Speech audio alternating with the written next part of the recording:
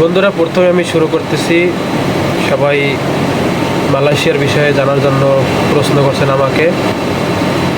প্রশ্নের উত্তর হলো যে মালয়েশিয়া বর্তমানে পরিস্থিতি খুবই খারাপ। অবৈধ লোকদের অপারেশি করে ধরতেছে এবং কাজকাম খুবই কম, কাজের চাপ নাই।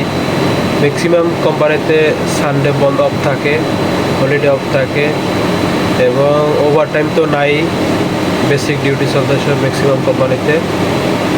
এই ক্ষেত্রে আপনারা যারা কলিং আসবেন তাদের জন্য খুবই রিস্ক হয়ে যাবে টাকা তুলতে, এবং এজেন্সির মাধ্যমে আসলে আপনাদের মেলা অনেক টাকা খরচ হবে। কমসে কম 5-6 লাখ টাকা তো লাগবে কনফার্ম। আর প্রথম বেসে ভুয়েসেলের মাধ্যমে সরকার লোক পাঠাবে। ভুয়েসেলের মাধ্যমে আসলে আপনাদের স্বল্প খরচ কিন্তু পরিশ্রমের কাজ পাবেন। তো পাম অয়েল বাগানে কাজ থাকে, তারপরে ঘাস কাটার কাজ থাকে, বিভিন্ন কনস্ট্রাকশন সাইটে কাজ থাকে। ভুয়েসেলের মাধ্যমে স্বল্প খরচে আসবেন, কিন্তু এজেন্সি এখান থেকে নিয়ে বিভিন্ন মালয়েশিয়ার পরিশ্রমের কাজ দেব, ফ্যাক্টরি কাজ পাবেন না। আর যেহেতু ভুয়েসেলের মাধ্যমে লোক আসবে, প্রথম ব্যাচে সরকার পাঠাবে, তার জন্য স্বাগতম। কলিং খোলার জন্য স্বাগতম, সরকারকে ধন্যবাদ। কিছু নতুন ভাইদের স্বপ্ন পূরণ হবে। আপনারা আসেন মালয়েশিয়ায়, আপনাদের জন্য ওয়েলকাম।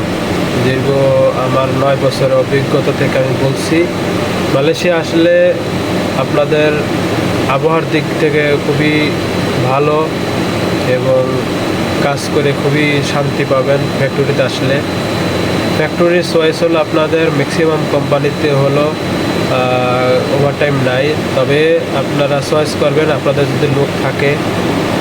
মালয়েশিয়ায় আপনার বিভিন্ন প্লাস্টিক কোম্পানিতে, পাতা ফ্যাক্টরিতে এবং বেকারিতে এবং আইসক্রিম কোম্পানি, এসব কোম্পানিতে আপনারা যদি খোঁজ নেন, যদি লোক আসতে পারে খুবই ভালো হবে। সব ম্যাক্সিমাম কোম্পানিতে, এসব কোম্পানিতে ডিউটি থাকে, ভালোভাবে কাজ পাবেন। সানডে হলিডে থাকে, সেক্ষেত্রে বিভিন্ন কনস্ট্রাকশন সাইডে সানডে হলিডে অফ থাকে, ওভারটাইম থাকে না।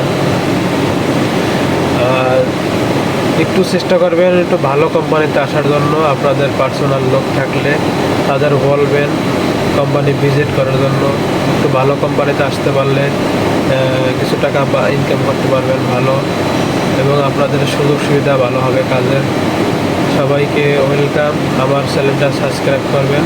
ধন্যবাদ সবাইকে।